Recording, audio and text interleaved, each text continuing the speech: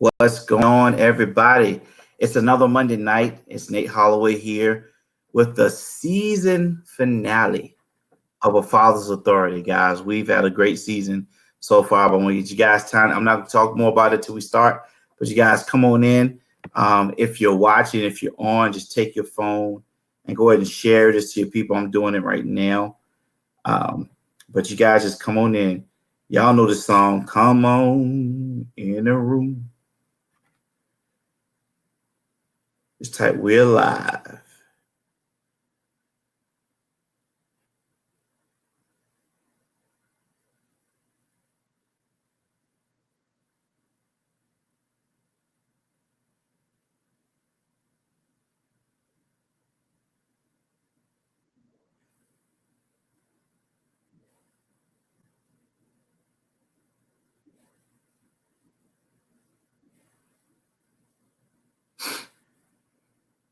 Got a great interview tonight, guys.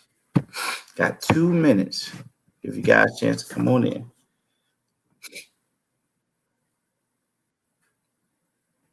Guys, excuse the sniffles. My allergies are all over the place today.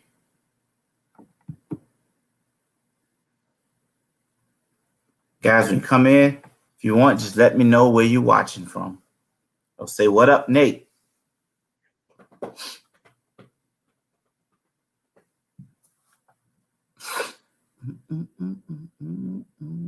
Hope you guys had a great day today. My day went by pretty fast. This was not a normal Monday. It was a quick Monday for me. We got a minute left, guys. Come on in.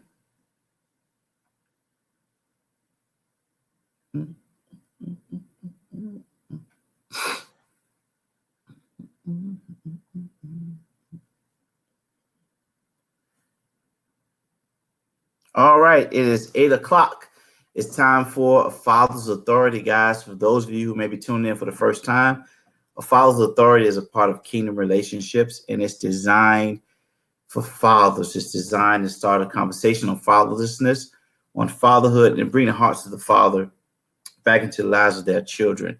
Well, we've been doing this since February. Man, it's a long time. Every Monday night since February, but tonight is the season finale. We're going to be back next year in the first of the year, another season, but we are here and we got some good things coming for you next year. But right now it's the season finale of A Father's Authority, and tonight we're going to end with a great interview. We got my friend, my sister. I met her through my wife, Miss Chandra, Denise. She's going to be talking to you guys about all things fatherhood from a daughter's perspective, and she's going to be coming on in a couple seconds. There she is, Chandra. How you doing tonight?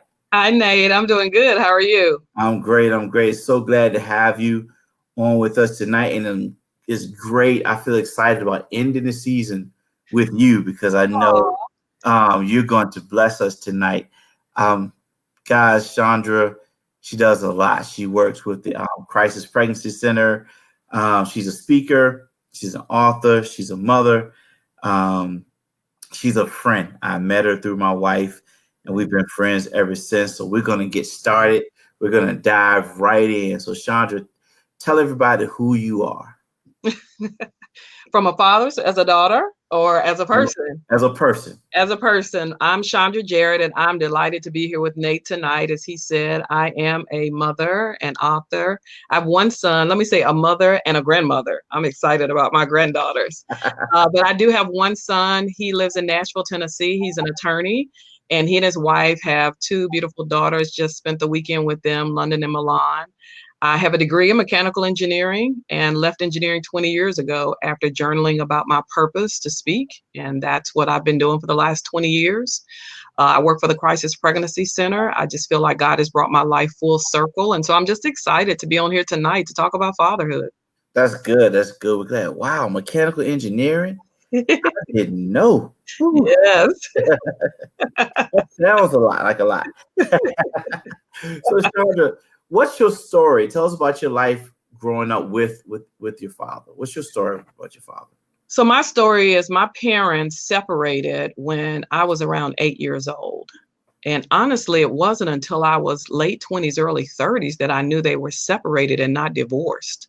Oh, Most wow. of my life, I thought they were divorced, but because my father was so active in our life, my mom, I say, did a great job, and she did not talk negative about our father. She felt like she loved him enough to have us. And so they maintained a relationship. And we later learned that my dad's name was on every house we lived in. Oh, And wow. so, yeah, and so they separated. My dad was he's still a quiet man. My dad has always been a great provider to me and my siblings. My dad has just been very present. He attended all of my sports, award ceremonies. He's just been that dad. When I moved to Michigan, when I graduated college, he drove there to visit. He's been here to Virginia. So he's just a very present man. Now, he was an alcoholic when we were young, and that really impacted their marriage. But I think when my mom left with the kids, it started to turn for him and him rededicating his life to the Lord. And so most of my adult life, my dad has been a deacon, a trustee, has been faithful in his faith. But he did struggle with alcoholism when we were young, and that led to my mom leaving him. Oh, wow. How did that impact you? I was the child that was I think we were all impacted by it, obviously, but I was angry. I was angry with my mom. I didn't want I didn't want us to leave my dad. I used to wait up at night for my dad to come home, and we'd watch Bonanza. And so it was hard for me as a little girl. It really is at that time that I began journaling to Jesus, because I felt alone and abandoned because my dad wasn't there. And so navigating life, I did not realize until a few years ago that what I lacked most from my dad was him speaking into my life. Mm. He was a provider, but emotionally, he did not speak into my life. And so I found myself looking for love through men and marriages that I did not get from him, but I couldn't connect the dots until a few years ago. Oh, wow. Wow. That's awesome. You just said that you found yourself looking for love through marriages and Mhm. other men. Yeah, Tell us about that. Because I realize that a lot of women yeah. do that. That's looking for affirmation of a father, Mhm. and they don't find it, but they go to other men and Yeah, they find other men. What is the impact of that yeah. on a woman? Yeah, when I think about, if I were to compare the mom and the dad, I would think of the mom as the nurturer. I mean, obviously, as women, we're nurturers. And it's important to know that your mom cares. But when I think of my dad and think about needing him to affirm who I am, Hmm. to affirm that I'm loved, to affirm that I'm valuable, that it doesn't matter what other people think. And I watch it with my son, with his daughters, and with the oldest, especially, who's 6. And I love it because I think had my dad affirmed who I was verbally. Now, Hmm. remember, I said he was present, Right. but verbally saying, Chandra, you're beautiful. Chandra, you matter. Chandra, it doesn't matter what people think about you. I think it would have shaped my life a little differently. I don't know that he knew how to do that. And I don't know that men always understand the value of that, which is what I love about what you're doing. What you are doing is so valuable, Nate, Thank you. because I think for fathers to be able to speak that into their daughter's life would be life changing. It would not matter whether she is 50 pounds or 500 pounds. If her daddy loves her and tells her he loves her from a Hmm. very young age, and she knows that, I think it changes the course of her life. And not only does she know her father loves her, but it teaches her how to receive love Yes. when love is not healthy. Yes, and that helps her to know what type of man that she's supposed Yes, to receive love from, and how to know it's love. Because if he just wants sex with you, that's right, love. If he's abusing you and right, speaking to you, verbally abusing, physically abusing you, that's not love, because your dad didn't do that. right, And that's where I believe a lot of men, even if they're not living in the home, right. can help their daughters to grow up to be better women, because they can speak into their lives. Yes, So, yes, yes. what does fatherhood mean to you? Who fatherhood? You and these deep questions. So I had to write that down. I had to think about it because again, we live in a society where men are, when I think of men, I think of how men have so much value has been taken from men. Yes. And then when you think of fathers, it's always a negative connotation. Often when people think of a father, but I don't have that with my father. My father is like every other father. And so I think of learning from a man who loves me unconditionally, what it means to be supported, to be loved, to be cared for, to be protected, and to be provided for. And so that father is that one who teaches, for me, that father and fatherhood is all about shaping your child's life, their values, their identity, their just kind of laying this strong foundation for them so that as they walk into the world, they can walk with their head high. That to me is what that father does and can do in that child's life. And that's good because that is so important. Before we had Caleb, and we think about, and everybody used to tell me, you're gonna have a girl, because you was a player, you can get the bat, you got a girl, you got a girl. I know I wanted a boy. Yeah. And but I was always afraid to have a daughter because my reason for it, I told everybody I didn't think I was gonna know what to teach her. Mm-hmm. My son, but I always knew that one day she's gonna meet a guy like I used to be. Uh-huh. Uh-huh. But I had a fear of having a daughter because I wanted to make sure I really raised her right. Yeah. And protected her. Yeah. Now I'm ready. Yeah. I'm right. ready, but Right. I want a daughter. But even from a son standpoint, with Caleb, I'm learning how it's important what I teach him and how I shape him and how I shape his life and how I mold him by being his father through my example in everyday life. And I'm seeing it. We're seeing it come back to us. Like things I say when I tell him that he's great, his name means something. He's a leader, not a follower. Those things. And to see him as independent as he is, the stubbornness he has, but to see him growing as a young man and then hear the conversation he has with me and how he take what I say to heart. If I say, Caleb, this is what you do, or even if he does something wrong and I say, this is going to happen if you do this. And if he does say, what's going to happen? I'm going to get a spanking. Right. Why are you going to, he'll tell me, but to see his life forming in front of me because of what I'm teaching him and how I am in his life is an amazing thing. And I think that a lot of men, when they leave before they see the child, or they leave before they have the experience, they don't understand that if you would just wait and then try it, how much you will love that child. But a lot of them automatically, as soon as a girl tells them she's pregnant, they're gone. And so they don't give themselves a chance, an opportunity to bond with the child and to see what that child can be. Because like me, my biological father, mom said he left when I was 2. He automatically said I wasn't his. He bought me one outfit and then he left when I was 2. I guess because he was about to go to college. And I guess I put a wrench in the plan when I was coming in. But I think if he had stayed, I would have saw what the impact he could have had in my life. But things happen for a reason. But because of him leaving, the impact he had on me was not to leave mine. Right.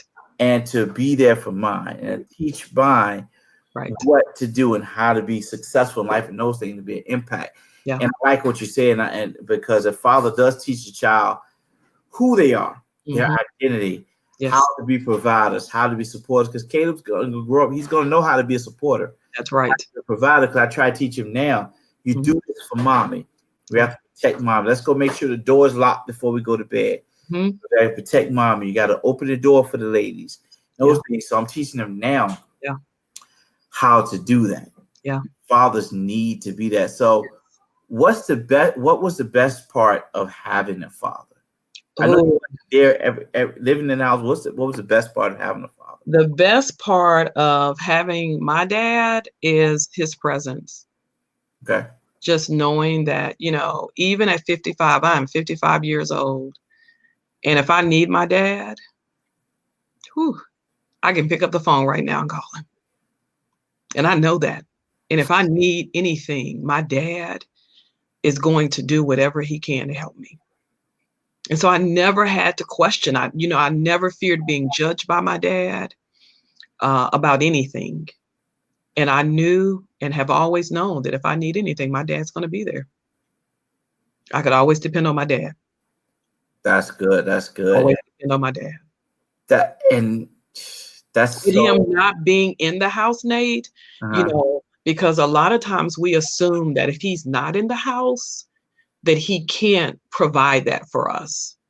But he can. He Hmm. can make a choice to be present in his child's life, even though he may not be in the house. And my parents didn't speak a lot. I mean, they spoke Christmas, exchanging gifts. We didn't see a lot of conversation with my mom and dad, but my dad was present. And to this day, he's still there. That's good. And that's so good. That's the one thing that a lot of guys that single dads or dads not there, they got to understand they can still be present. Yes. Just giving money, paying child support is not present. No. And I can't stand when a man has to be made to pay child support. Right. The judge shouldn't have to make you pay it, or No. you don't get a job because they're gonna take it out of your check. No, I mean it should be an honor to be there for your child when your child needs you, that you can say I'm there. Right. Anything. I had a friend of mine who's his son, he would do everything for his son, but the son's mom still wanted child support. I mean, it was killing his pockets, like almost $1,500 a month Mm. child support for one child, but he would still give above and beyond, above and beyond, Mhm. above and Mhm. beyond. That was an example of a father who, no matter what, Yeah. he still took care of it. Said, okay, here, you got it, but I'm Yeah. still gonna go above and beyond with my child. And I think a lot of men can learn from that example and do that, because it's not just about paying child support. It's about being present, like you said, being present. If your child needs you, Yeah. they can call you, they can FaceTime you, they can send you a text. It's Yes. like, Dad, I just need to hear Yes. something. I had a moment. I said this one time a few weeks ago where I was coming up. I was trying to do something, and I was in the bathroom in the mirror. Mm-hmm. Everything in me just wanted to hear a father's word says, "Son, do this. Mm. Mm-hmm. Son, you got it." Mm-hmm.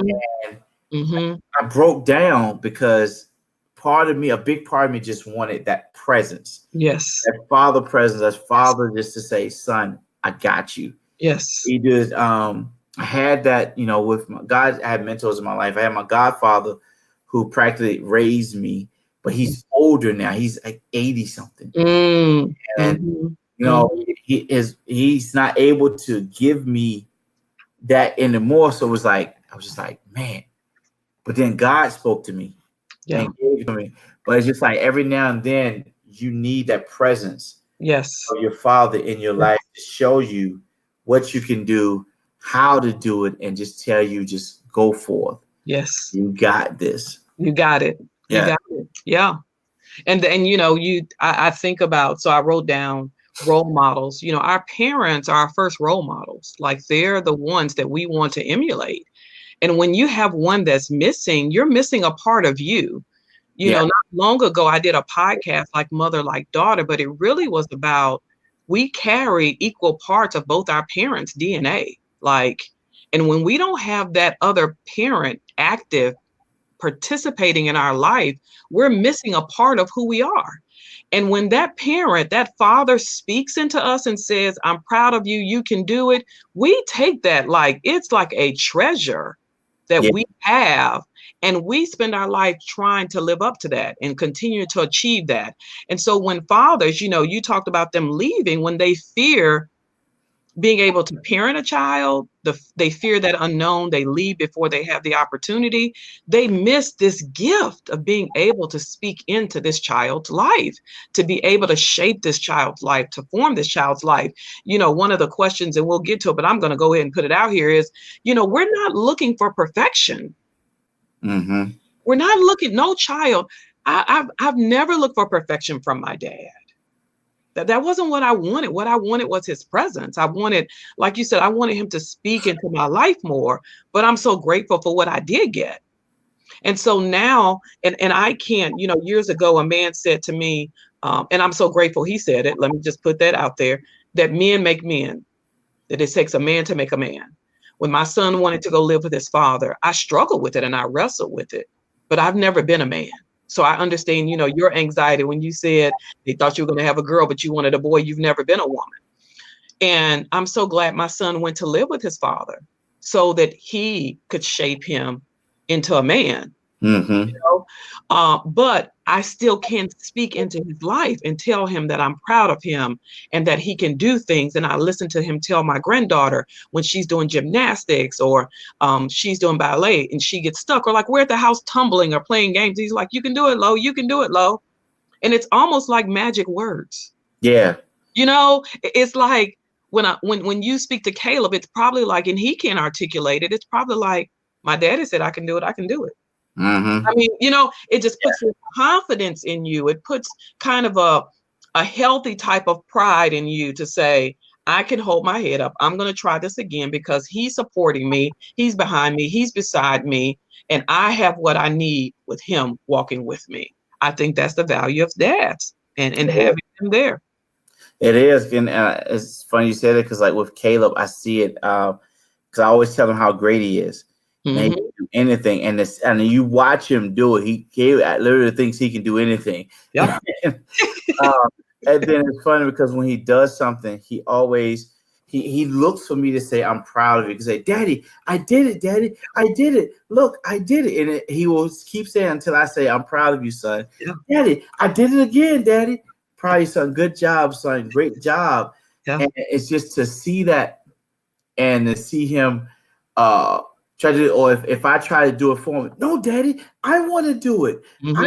I can do it. And to see that, it makes me proud because he's doing what I said. And you said something, you said they don't look for us to be perfect. No. And the issue is sometimes our focus is to be the perfect father, but you realize it because I could do no wrong in Caleb's eyes. No. So it's to him, I'm Superman. Right. And to see that, but it's like if I failed at something, he's not looking at that. He's not. If I did something wrong, if I failed at being a dad in a certain area, he's not looking at that. He's looking at that's my daddy. I love it. Yes. And and that's what we need to realize as fathers is that you said it best is they're not looking for us to be perfect. They just want us to be present. Like that. They're not looking for us to be perfect. No. They just want us to be present. That's a quote I'm gonna use. Thank you for that. That's all yours. So how important are a father's words to his child?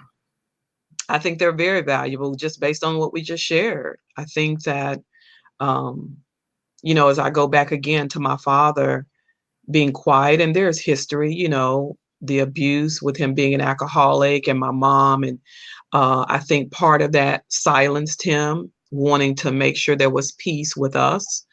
But we need to hear our father's voices. I needed to hear my father's voice. I think every child needs to hear their father's voice, but especially as a daughter, it's important because like you said, there are going to be men that are going to be rascals. There are going to be women that are going to struggle with their own brokenness and their own identity. But if that father can speak life into his daughter's life, into his son's life, the weight of that father's words are they are weighty. And because they are speaking into their identity, they're forming and shaping them.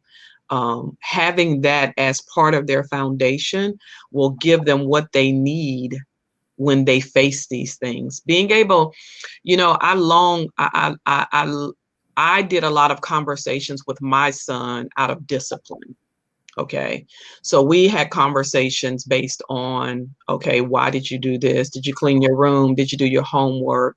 But as I've gotten older, I wish I just had conflict resolution conversations or heart conversations like, how's your heart today, Marcus? What's on your mind, Marcus? Just talking conversations. And I think when a father can have those kinds of conversations with their children, whether they're fixing a car or eating dinner, that when they go out in the real world and they're facing things that are challenging, they won't be thrown off by it because they've had conversations with them, because they're comfortable with them. And the weight of their father's words will give them a kind of strength and a type of foundation. I'll use an example. My granddaughter went to summer camp this summer, and she's, like I said, she's 6. So they put her in different camps for the summer. My son, thankfully, is very active in her life. He's gone to every doctor's appointment. I mean, he will take off work like you are with Caleb. He's just very active. He attends everything. And I'm grateful that he and his wife, they do life together. Well, she went to a camp because, most teachers in schools are females. Let's just be honest. We don't see a lot of male teachers. Well, one of the camps that she went to this summer had male and female teachers. And she came home, and the one group she liked was, she told him, she's like, Daddy, I like having a boy and a girl teacher. And in that moment, I immediately realized the impact of having Marcus present in her life. Mm-hmm. Because she was comfortable having a male and female teacher because she has a dad that's always around. And so having a male teacher speak into her life or lead her or guide her was not foreign to her because she's used to her dad teaching her and guiding her and leading her. So when I think of that male voice, I think of girls that are hungry for male attention, you see, because they haven't had that male voice to speak in them when she's spinning in her dress to say, you're beautiful, or she gets up in the morning. They haven't had that father to say, I love you, daughter. I love you just the way you are. So when they go out in the world and when they grow up, they're hungry for that. Or if a guy says, oh, you cute girl. Oh, look at you. If she hasn't had that, she sops it up and follows it wherever it goes.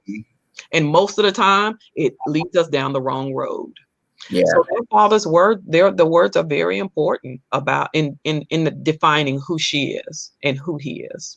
Yeah, and that's good. And it's like when you see those young ladies, when they see their friends getting attention for dressing slutty and half naked, and obviously, so their friends get attention from, and then they don't get it at home. They got to dress that way, right? To get that attention, and then they got to act that way, and then there's something like you got fathers that's in the home, but they're not present. Exactly. Some of them got fathers that's there.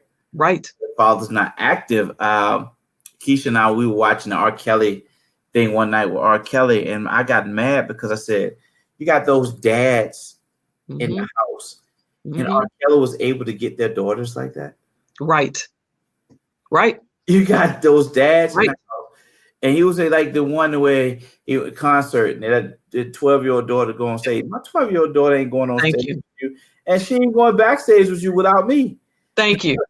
Right. And so it's like to see that fathers that are there, but they're not present mentally, physically, or spiritually, or affectionately, emotionally. They're not present, and that can hurt a child, the daughter as well, when the father is there.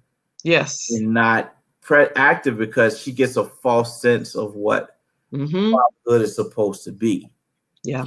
That's a good way to put it. It is a false sense because the assumption is she's secure, she's solid, she's grounded, she's loved.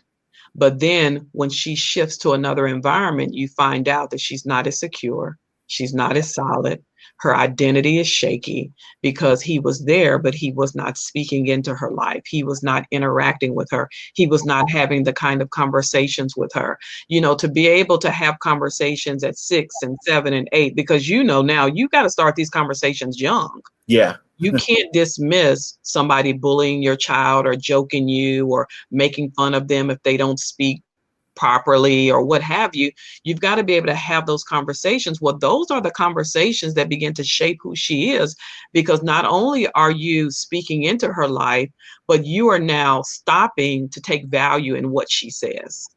You are giving her voice. You are listening to her emotions, and there are more emotions than love and anger. I didn't know delight and joy and surprise. I didn't know all those emotions. I grew up in a house where it was anger, and then you got a roof over your head, be thankful.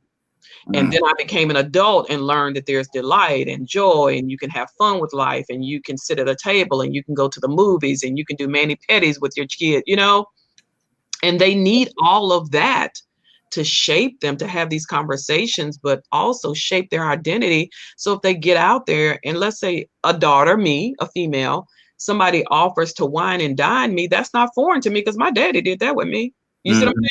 Like, what are you giving me that I haven't experienced? That's all you got? You need to come better, Right. Or I say the best thing, men can teach their daughters or even sons is to love their mother well. We hear that all the time. How does fathers, we love the mother well, so that the children see that and emulate that, like you making sure the doors are locked when you all go to night, and teaching Caleb, go to bed at night and teaching Caleb that. Yeah. And that's important, and that's good about our children seeing us love their mother, even if you're not with the mother, then you respect her. Yes. You don't. They don't see you love. Respect is a form of love. Yes. You're respecting her, and so your daughter sees that, and she's okay. This is still how a man is supposed to treat the mother. Caleb, all you hear me call Keisha is babe, babe, babe, babe. I'm loving on her. To one day he said, "My mommy's name is not Babe, it's Keisha." So, I keep calling the baby and said, "No, her name is Keisha." So, but he's always seeing us love each other. He's always seeing me affectionate with her, always seeing me flirty with her and things like that. So we have fun with it, and because we want him to see that when he grows up, he knows that. So what do you feel is the best way a father can impact his daughter? The best way a father can impact his daughter. Of course, I have notes. I say, give her the freedom to be who God created her to be. That's good. Give her the freedom to be who God created her to be, teaching her to love herself, by loving her mother well and loving women well. And you just said that. But I think that, every child is an individual. Every child is unique. But so often with females, with girls, as a father, our emotions make men uncomfortable. It's just, and for some women, depending on how they were raised, but a lot of times men don't know how to navigate the crying, what appears to be like over the top dramatic personalities, her trying to articulate what she's feeling. And I think as a dad, to just sit and listen, because sometimes, like, we have to give them language. They don't know what they're feeling, but they're feeling something. Right. Giving her security in who she is as God has created her, is how to father her. And that takes a lot of prayer. Let me say, that takes a lot of prayer. Yeah, it does. God has created our children, like He has created them. He has chosen them. And we have to ask Him how to love them. And they may not look like or act like, we think they should act. There is intelligence, there is emotional intelligence, and then there's intellectual intelligence. I forget what it's called, IQ and EQ. And sometimes a child can be extremely smart, but emotionally immature. And for girls, we just go through a lot of stages because we were made to help, we were made to love, we were made to compliment, to support. But we also have very strong personalities for some of us. And what do you do with that strength? You know, for dads who long to have sons, I've seen men who have treated their daughters like sons because they wanted a son. That's Yeah. unfair to her. Yeah, That's, it is. that's unfair because she should be able to be who she is. Now, she may end up liking sports. I was a tomboy, but not because my dad forced me down that path. It was because I just love sports. And so I think allowing them to be who they are and loving her through that, again, affirming what she feels and what she says, and just telling her that it's okay, that you're there is really important to that part of her journey. Yeah, and you said something about it's a learning.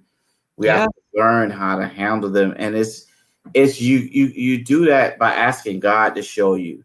You do that through prayer, like you said. Even as a husband, I had to pray and still pray Hmm. um, to be able to. I don't want to say handle, like say I don't want to handle. Keisha's watching. I don't want to get a whipping.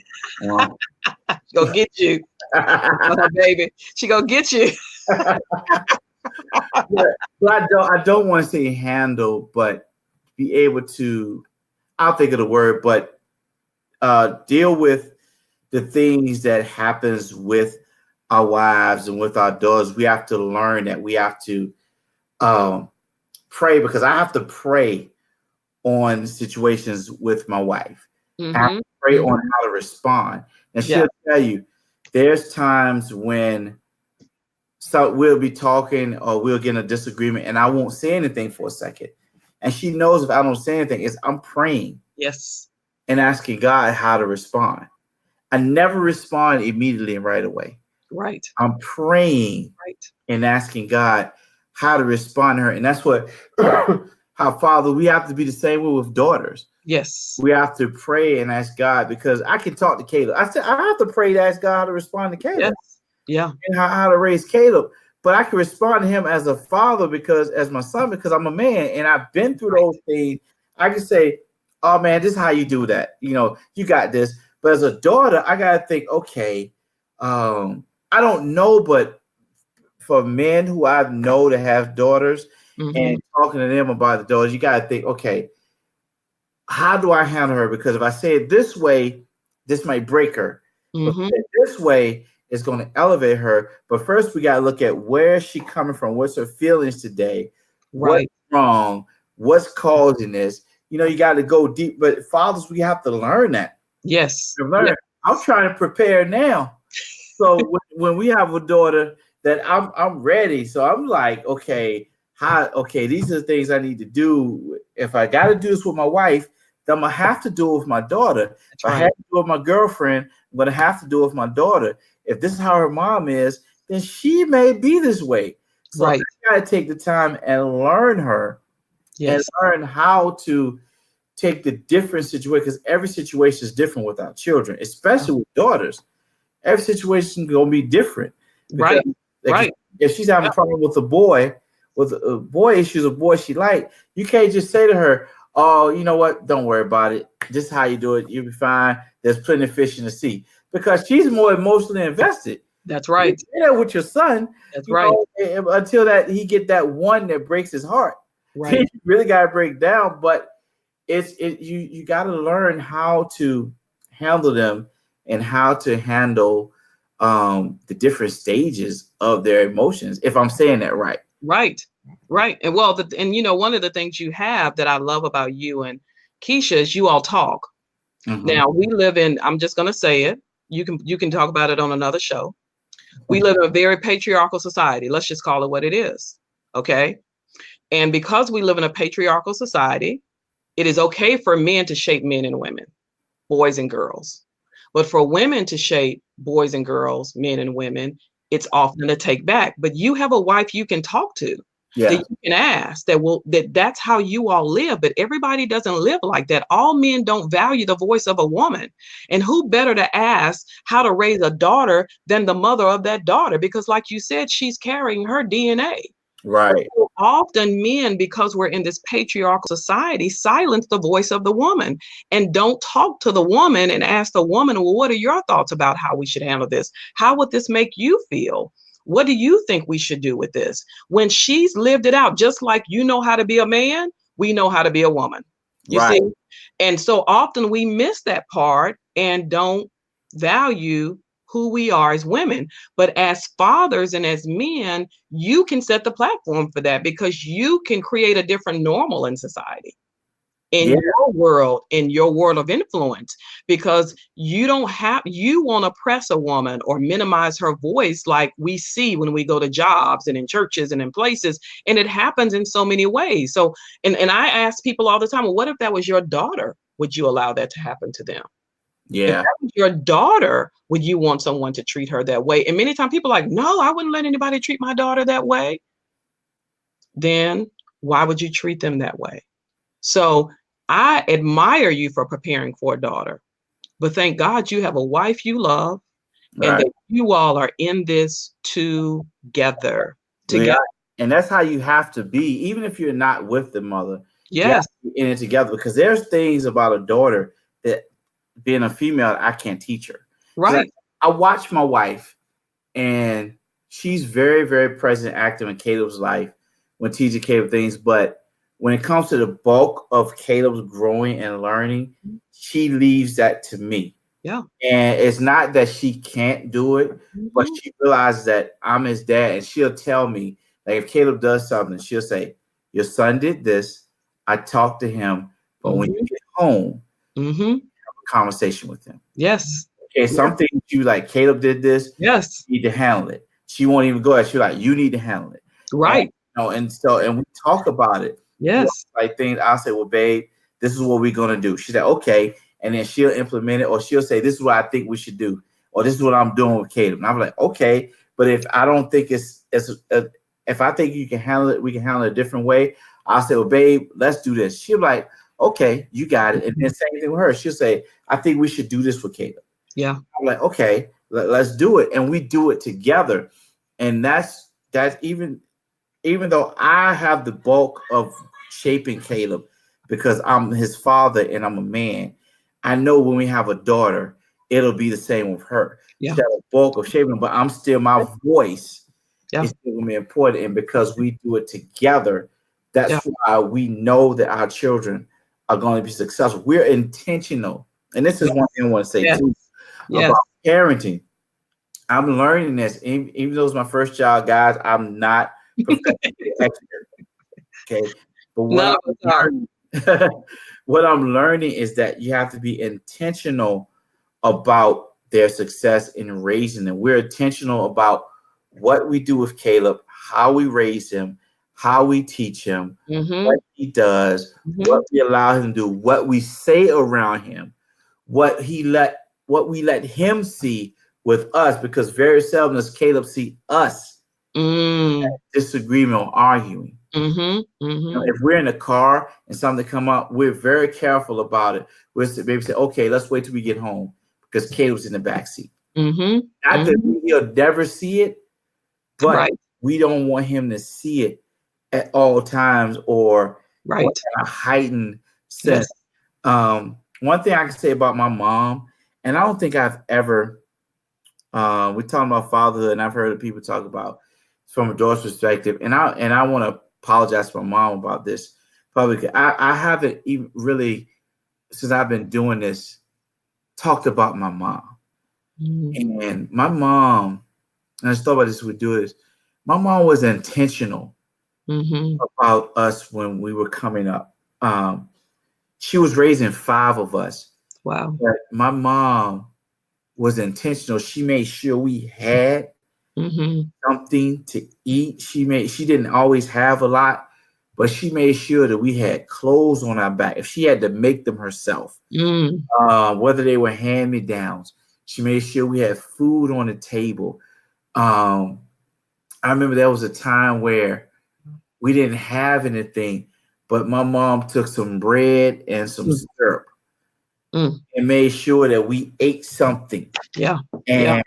And, we had syrup sandwiches that night, but we went to bed with a full stomach. Yes. I'm always intentional about us being successful in school, even though when I got to middle school, started running behind girls, all that, But my mom, she would teach every summer when we were out for the summer, we weren't just going to the pool. We weren't every morning we got up, she went and bought school books. And Mm, every morning during the summertime, we had lesson.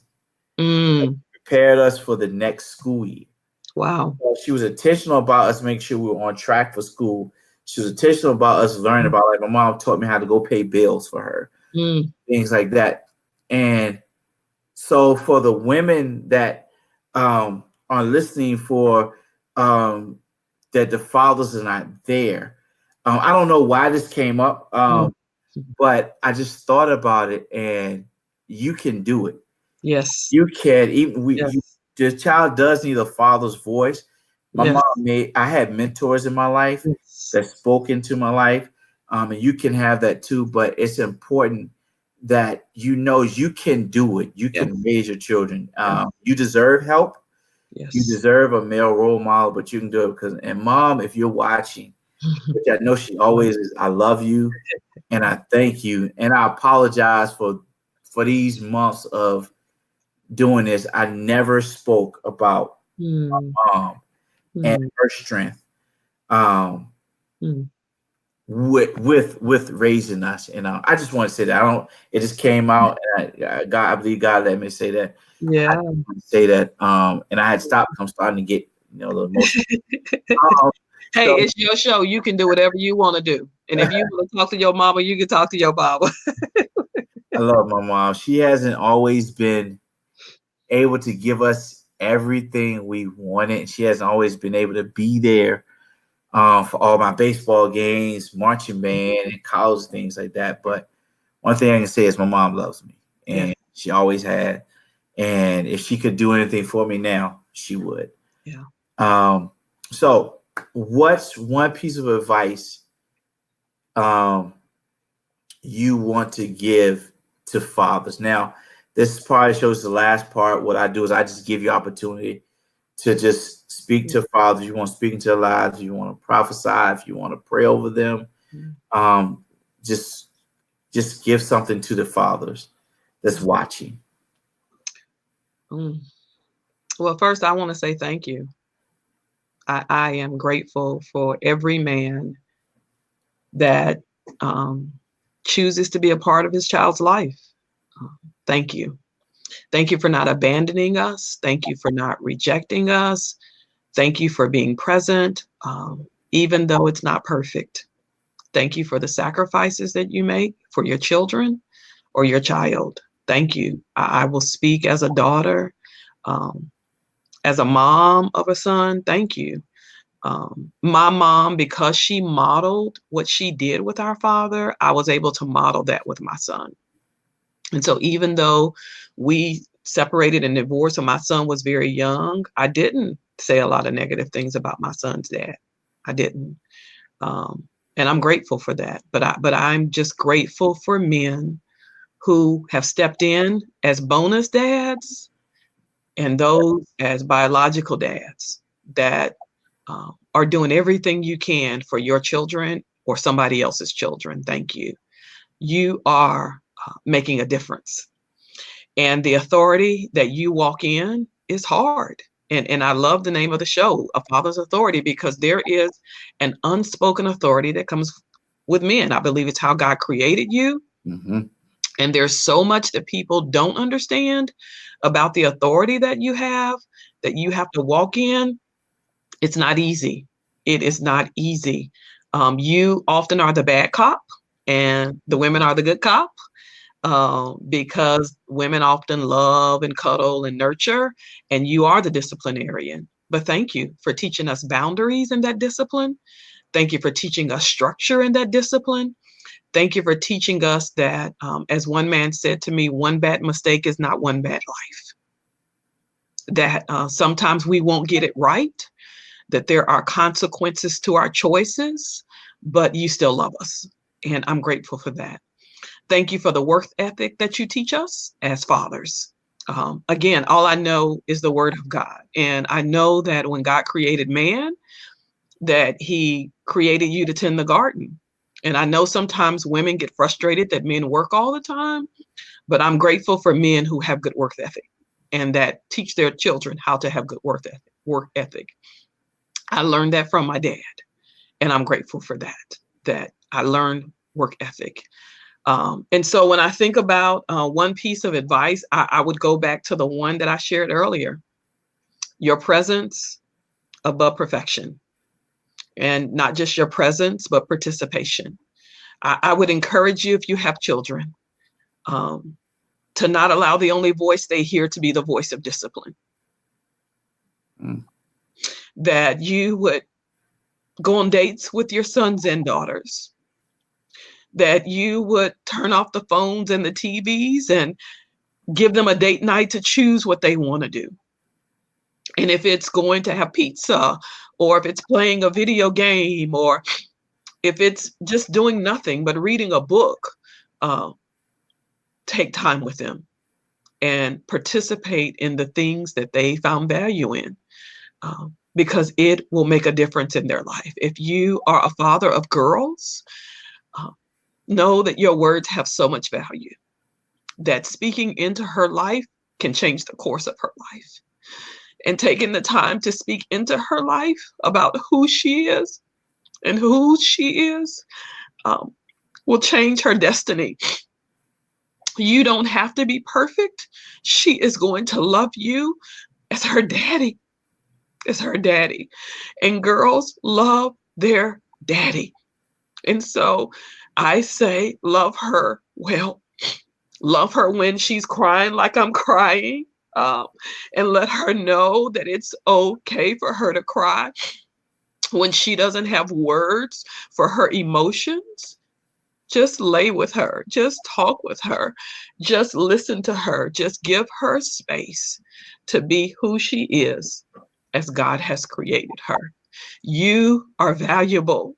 There is no child, there is no person without a man. You know, we do not exist without one another. And so I raised my son without his father being in the house with him. But we were able to do it. And to this day, I've always respected his father's wives, so much so that when I go to Nashville now, I stay at my son's house. His father and his wife and their kids, we all stay in the same house.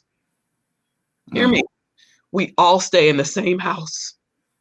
There is no stepchild, no stepsister. We are all family. We're all family because we loved each other enough to have our child. And we refuse to allow our differences to separate us. And so I say to you men, there is no child without you. That's the reality of it. Your child is carrying half of you. So don't let any woman stop you from getting to your child. Don't let a court stop you from getting to your child. Don't let a person's opinion stop you from getting to your child. And don't let your child stop you from getting to your child. Your child may be angry. They may be upset because of what happened and can't articulate it. But I'm telling you, your daughter needs you and your son needs you. We need our daddies. And I hope that you will walk in the authority that God has given you to shape the lives of your children and to leave a legacy here in the earth of who you are through your children. Thank you for that, Chandra. Thank you for that. This was good tonight, guys. Chandra, I'll be right with you in a moment. Okay. Guys, that was an awesome interview tonight. Remember, presence over perfect. They want you to be present more than they want you to be perfect. Guys, this was a great interview, a great ending to the season. This is the season finale. We will be back in 2020 with more. Again, if you guys have any questions, we want to hear from you. We want to know how you like the father's authority, if it impacted your life. So email us at hello@kingdomrelationships.org. You can check out our website, kingdomrelationships.org.